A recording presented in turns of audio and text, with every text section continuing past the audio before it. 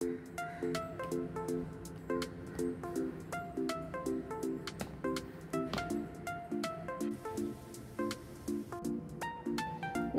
अनुपमा स्वादिष्ट पाककृतीमध्ये आपलं खूप खूप स्वागत। आज आपण बघतोय आंबा नारळ वडी। यासाठी मी इथे एक आंबा घेतलेला आहे। हापूस किंवा बदामी कुठलाही तुम्ही घेऊ शकता। तसेच मोठी अर्धी वाटी नारळ आहे ज्याचा मी चव काढलेला आहे। एक वाटी हा नारळाचा चव आहे। एक वाटी साखर घेतली आहे। थोडे इथे बदाम आणि पिस्त्याचे काप घेतले आहे बारीक। अर्धा ते पाऊण चमचा तूप घेतलेला आहे आणि अर्धी वाटी आणि त्याच्यावर थोडीशी मिल्क पावडर घेतली आहे। आता मी याचा रस काढून घेते आहे। दाट असा गर आपल्याला इथे घ्यायचा आहे। तर मी इथे हा गर काढलेला आहे आणि ह्यातनं असा पाण्यासारखा भाग जो आहे तो मी काढून घेते आहे, जेणेकरून आपल्याला फक्त घट्टसर गर मिळू शकेल। नाहीतर मग आपल्याला जास्ती वेळ आटवायला लागेल किंवा साखरेचं प्रमाणही वाढवावं लागेल। म्हणून मी इथे पातळ रस जो आहे तो थोडा सेपरेट करते आणि फक्त एक वाटी असा घट्टसर गर आपल्याला घ्यायचा आहे।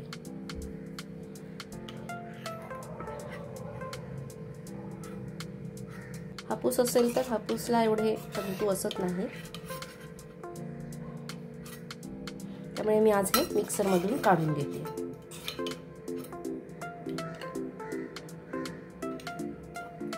बघू शकता मोठ्या आंब्याचा गर मी एवढा काढलेला आहे।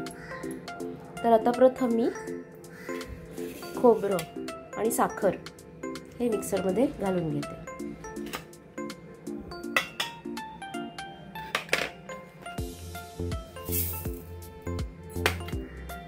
हे घालून आपण फिरवून घेऊ।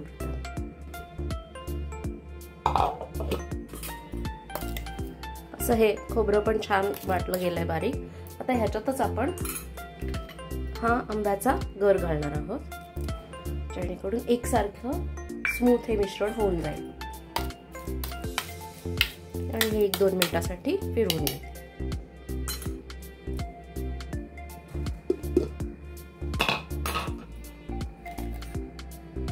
छान हे एकसारखं वाटलं गेलंय। आता इथे एक नॉनस्टिक पॅन घेणार आहे। नॉनस्टिक पॅन मध्ये शक्यतो अगदी कमी तुपामध्ये आपल्याला छान वड्या करता येतील आणि डागही लागणार नाही, करपण्याचीही भीती नसते। तर मी इथे एक पॅन ठेवला आहे आणि त्याच्यामध्ये तूप घालते। इथे वाटून झालेलं आहे आपलं मिश्रण, ते मी आता ह्याच्यामध्ये घालते। गॅस असा मीडियमच ठेवायचा आहे आणि हे आता आपल्याला हलवायचं आहे मिश्रण।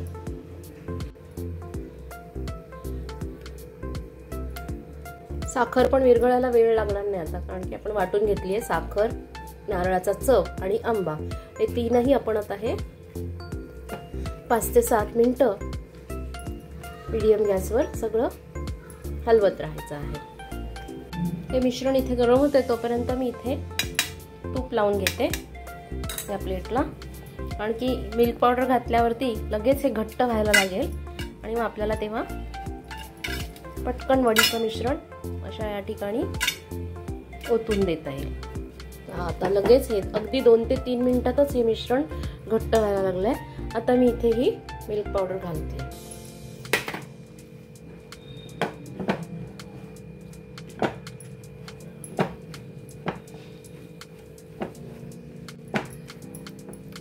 पावडर पण छान विरघळून घ्यायची आहे। मिल्क पावडर वापरल्यामुळे या वडीला रंगही सुंदर येतो आणि खव्याची टेस्ट देखील येते।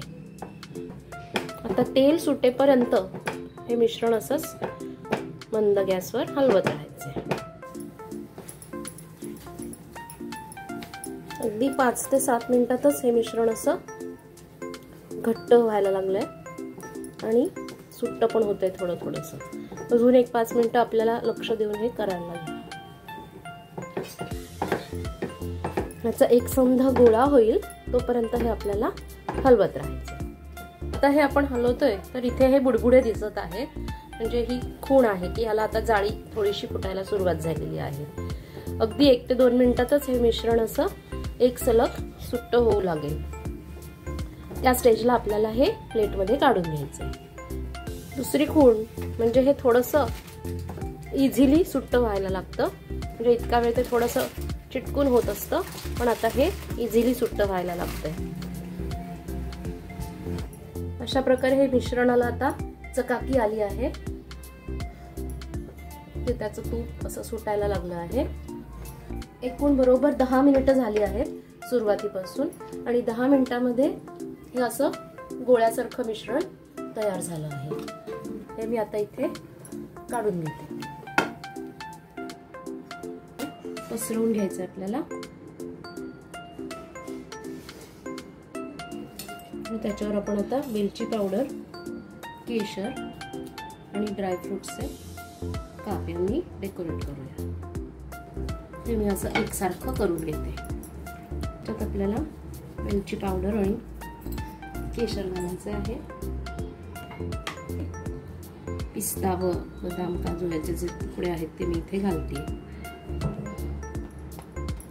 आणि आता हे थंड होईल तेव्हा आपण ह्याच्या वड्या काढू शकतो. थंड झाल्यानंतर ह्या सेपरेट काढून घ्यायच्या. अगदी इझिली आपण हे काढू शकतो. 12 तास झालेले आहेत आणि ह्या वड्या आपल्या सेट झाल्या आहेत.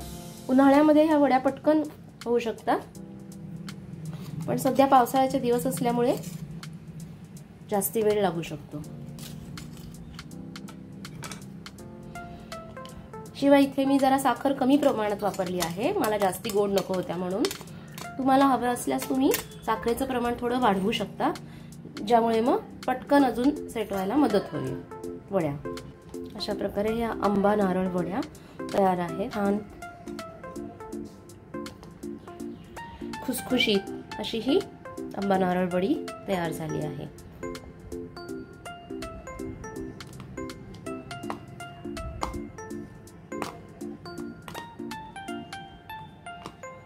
अजून थोडं खालच्या साईडने कोरडी होऊ शकेल, म्हणून मी थोडं आजच्या दिवस हे असं कोरडं ठेवणार आहे. सो रेसिपी आवडल्यास नक्की लाईक करा, शेअर करा, सबस्क्राईब करा. रेसिपी पूर्ण बघितल्याबद्दल धन्यवाद. करून बघा आंब्याच्या सीझनमध्ये ही रेसिपी. अतिशय सुंदर अशा चवीला खूप छान लागतात ह्या वड्या, आंबा नारळ वड्या.